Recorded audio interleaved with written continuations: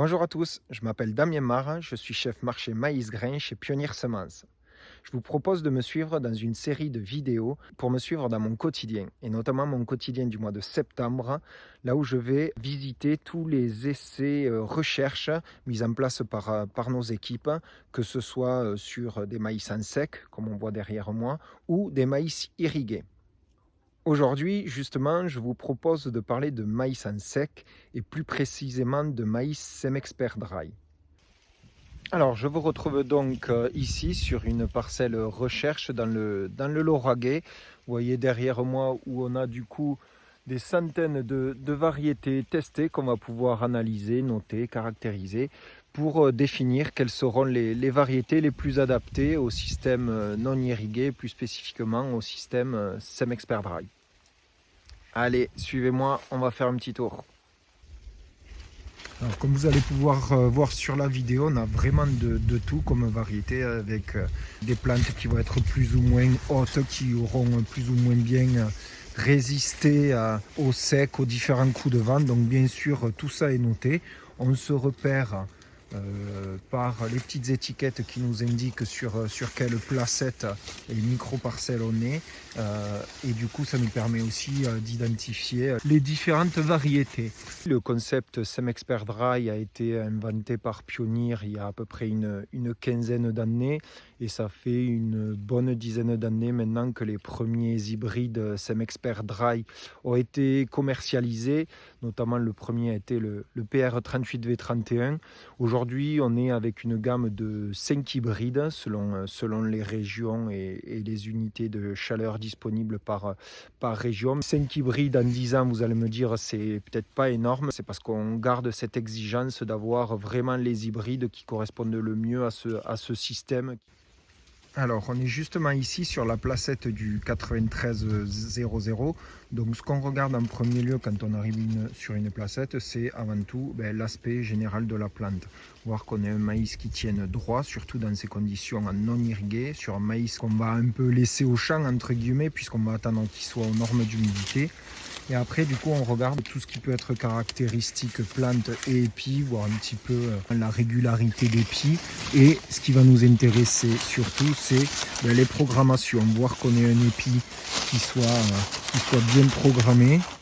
On peut voir qu'il y a quelques petits bouchons, mais malgré tout, assez réduits sur cette variété. Donc là, on est vraiment sur de très belles programmations. On regardera d'autres variétés qui s'en sortent beaucoup moins que ça. On est là sur quelque chose de très bien, voilà, de très résistant au stress hydrique.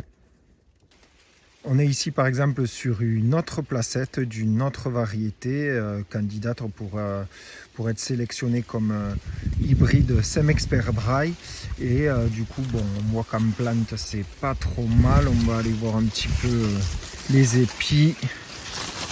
Hop. Et là, vous voyez que c'est un peu plus compliqué en termes de programmation. On a beaucoup moins de rangs, des épis tout petits et surtout on voit les signes du stress hydrique avec un bouchon et des grains fécondés mais qui ont souffert lors du remplissage. Donc clairement là c'est une variété qui ne sera pas retenue pour être Semexpert Dry. Alors c'est vrai que visuellement les maïs Semexpert Dry ou les maïs non irrigués, les maïs en sec en général, sont pas très visuels. On ne veut pas forcément des maïs qui soient très jolis, mais ce qui est important, c'est que justement ils aient une excellente tenue de tige et ça permet aussi de voir les différences entre les hybrides et d'éliminer les hybrides qui seront trop sensibles à la verse ou à la casse de tige.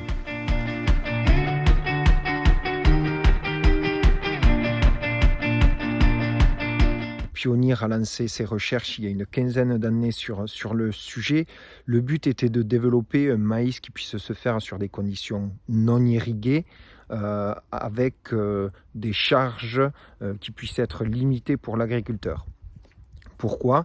Parce que notamment le projet est né dans la région Occitanie, proche de Toulouse, notamment dans la région du Lauragais, où les agriculteurs, sur leurs parcelles non irriguées, étaient souvent sur des rotations courtes, assez souvent blé, tournesol qui revenait du coup tous les 2 ans. Et cela a posé des problèmes notamment agronomiques puisque ces agriculteurs-là se sont retrouvés face à des contraintes de désherbage dans un premier temps avec des cultures notamment de tournesol de plus en plus difficiles à désherber et des rendements en baisse que ce soit pour le blé et le tournesol. Sur le tournesol, c'est ajouté également une contrainte supplémentaire puisqu'on a une race de mildiou qui cesse d'évoluer et qui touche du coup de plus en plus les parcelles de tournesol.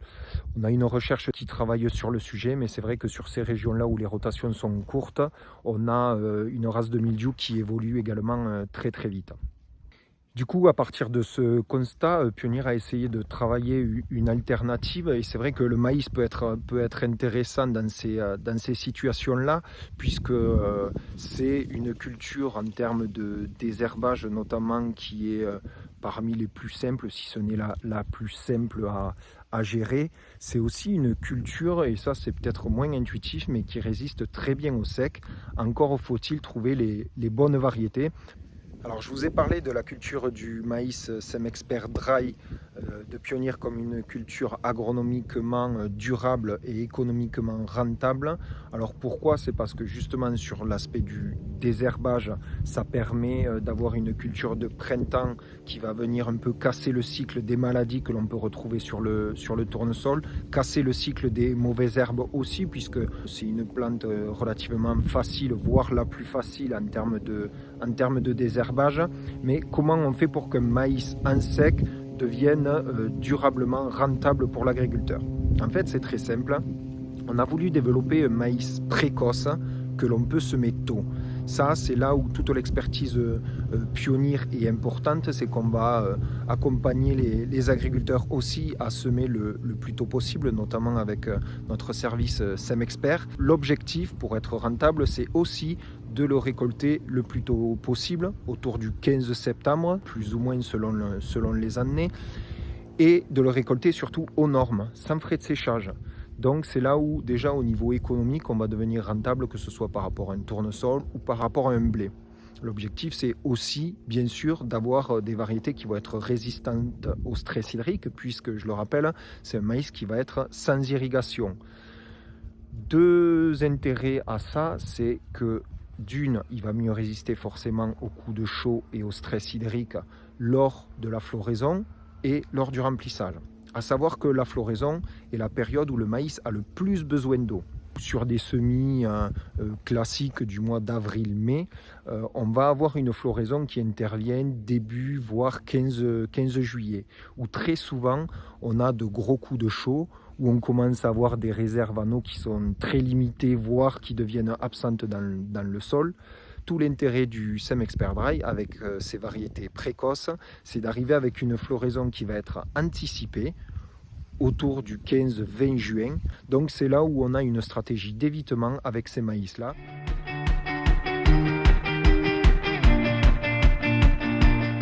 Merci à tous en tout cas d'avoir suivi cette vidéo sur le thème des maïs Semexpert Dry. Je vous retrouve bientôt pour d'autres vidéos dans d'autres régions de France. Vous pouvez retrouver toutes ces vidéos sur les réseaux, notamment sur la chaîne YouTube Place des Agriculteurs. Allez, à bientôt!